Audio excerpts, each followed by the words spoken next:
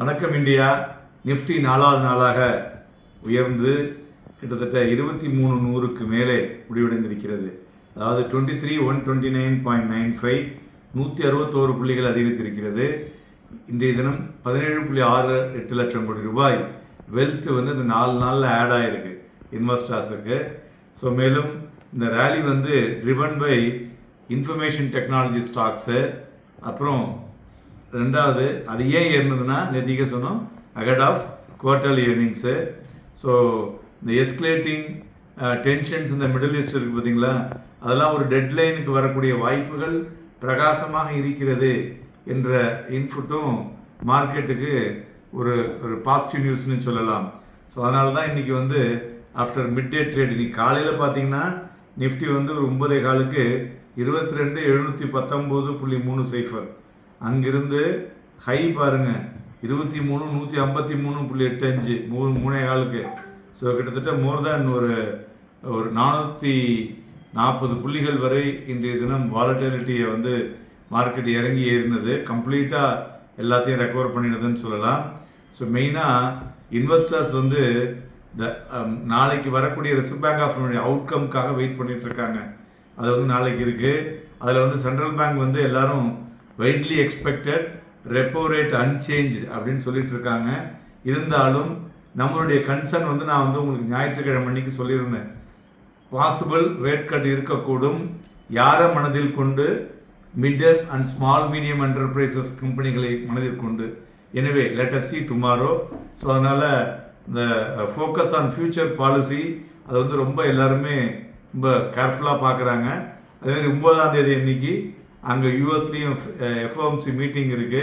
அந்த மினிட்ஸும் முக்கியமான விஷயங்களை சொல்லக்கூடும். அதனால் இந்த வாலட்டிலிட்டி வந்து இன்றைக்கி ஒரு மாதிரி ஒரு கூலாக இருக்குது டுடேஸ் செஷன்லன்னு சொல்லலாம். அதனால் நம்மளுடைய விக்ஸும் பார்த்திங்கன்னா ஒரு 3% இறங்கி பிலோ 25% மார்க்கு கீழே இருக்குது. ஸோ நம்மளுடைய மார்க்கெட்டில் இருந்த நர்வஸ்னஸ் வந்து இப்போ கொஞ்சம் சுலபமாயிருக்கு அப்படின்னு சொல்லலாம். ஓகே, தென் இந்த ரீசன்ட் ரேலி வந்து ஒரு இன்வெஸ்டர்ஸ் வெல்த்தையும் பூஸ்ட் பண்ணியிருக்கு. அதுதான் உங்களுக்கு முன்னாடியே சொன்னேன். ஸோ ஒரு ஷார்ப் இன்க்ரீஸ் 76,68,707 crores வரலையும் ஏறி இருக்கு ஃபார் 4 ட்ரேடிங் செஷனில். So several factors supported the மொமெண்டம்னு சொல்லலாம் அந்த அப்போடுக்கு. ஸோ மெயினாக வந்து பார்கெயின் ஹண்டிங் ஆஃப்டர் இந்த ரீசன்ட் கரெக்ஷனுக்கு அப்புறம். ஸோ ஏன்னா முதலீட்டாளர்கள் வந்து இந்த வேல்யூவேஷன் வந்து பார்த்தோம்னா அட்ராக்டிவாக இருக்குது அப்படின்னு உள்ளே வந்து வீனோ இந்தியா பெட்டர்னு உள்ளே இறங்கியிருக்காங்கங்க. இதுமாரி சென்டிமெண்ட்டும் ஆஃப்டர் மூடிஸ் ரேட்டிங் நம்மளது வந்து இந்தியாவுடைய ரேட்டிங்கை வந்து சாவரின் கிரெடிட் ரேட்டிங்கை ஸ்டேபிள்னு கொடுத்துருக்காங்க அவுட்லுக்கு BB- லேருந்து BAA3. ஸோ அதுவும் வந்து ஒரு அடிஷ்னலி க்ரூட் ஆயில் ப்ரைஸஸும் பார்த்தீங்கன்னாக்க இன்றைக்கி இன்ட்ராடேயில் கொஞ்சம் இறங்கி இருக்குது. தென் நம்மளுடைய USD INRம் பெட்டராக இருக்குது. ஸோ இதை எல்லாமே நமக்கு வந்து ஒரு buying interest in IT stocks. So ahead of Q4 இதெல்லாம் வந்து ஒரு நமக்கு ஒரு சாதகமான ஒரு சூழ்நிலையை இன்றைய ஏற்படுத்தி இருக்கிறது என்று சொல்லலாம். செக்டரை பார்க்கும் பொழுது துறைகளில் வந்து 11ல் 10 துறைகள் வந்து ஒரு பாசிட்டிவ் டெரிட்டரியில் இருக்குது. ஒன்லி ஒரே ஒரு துறை இறங்கினதுன்னு பார்த்தோம்னா இன்றைக்கி வந்து PSU பேங்க்ஸ் வண்டி தான் ஒரு ப்ராஃபிட் புக்கிங். ஏன்னா அது நாளைக்கு RBI என்னுடைய இன்புட் இருக்குல்ல, அதனால் அதுக்கு தகுந்த மாதிரி அதில் ஒன்றே ஒரு ரியாக்ஷன்ஸ் இருந்ததுன்னு சொல்லலாம். IT reality metal top performer today. மெயினாக IT இண்டெக்ஸ் வந்து இன்றைக்கும் ஒரு 2.5% ஏறி இருக்கு. ஸோ அதுதான் இன்றைக்கி வந்து இந்த வின்னிங் ஸ்ட்ரீக்ஸை வந்து மேலே கன்சிக்யூட்டிவ் 4 செஷன்லையும் ஏறிட்டு இருக்கிறதுனால மேலே நிறுத்தி வச்சிருக்குன்னு சொல்லலாம்.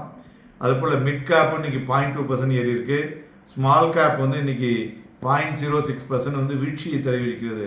ஸோ அதனால் ப்ராடர் மார்க்கெட்டை பொறுத்தவரையிலையும் ஒரு மிக்ஸ்டு ட்ரெண்டு.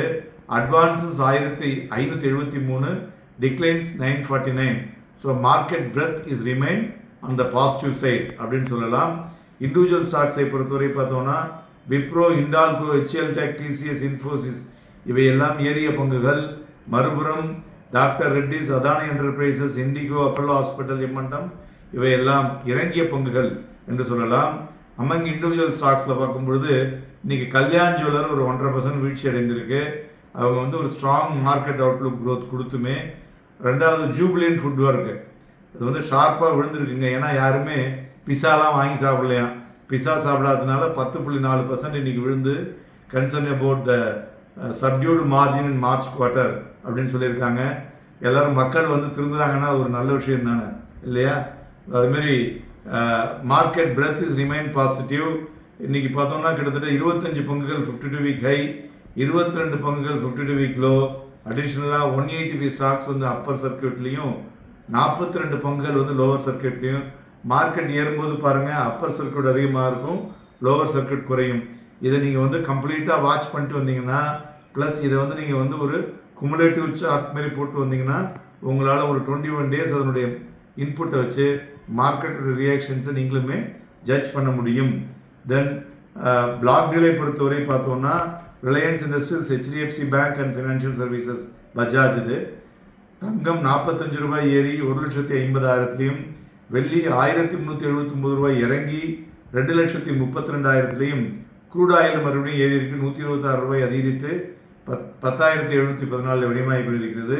நிஃப்டியை பொறுத்தவரை ஹவலி செட்டப்பில் பார்க்கும் பொழுது ஒரு பாசிட்டிவ் இம்பேக்ட் தான் தெரிகிறது. மேலும் நிஃப்டி வந்து காலையில் வந்து லோ வந்து ஈவினிங் வந்து ஹை டச் பண்ணிடுது இல்லையா? அதை வைத்து பார்க்கும் பொழுது இந்த 23,221.65 அந்த புள்ளிகளை தாண்டினா அதுலேருந்து ஒரு 700-800 புள்ளிகள் வரை மேலே செல்லக்கூடிய வாய்ப்புகள் அதிகமாக தெரிகிறது. அதுபோல் ஸ்ட்ராங் சப்போர்ட்னாக்க 22,950. அதுமாரி நிஃப்டி ஃபியூச்சர் வந்து வால்யூம் வந்து எபோவ் ஆவரேஜ் பெட்டராகவே இருக்குது. கடந்த ஒரு வாரம் 10 நாளாகவே மோர் தென் 70 lakhs நடக்குது. That is good. பட் மறுபுறம் இன்றைய தினம் பேங்க் நிஃப்டி பார்த்தோம்னா பிலோ ஆவரேஜ். நாளைய தினம் ஆர்பிஐனுடைய கிரெடிட் பாலிசி இன்புட் டேட்டா வர இருப்பதனால வாலட்டிலிட்டி இருக்கக்கூடும், வாங்கி விற்பதற்கும் விற்று வாங்குவதற்கும் ஏதுவாக இருக்கக்கூடும். Happy and profitable day.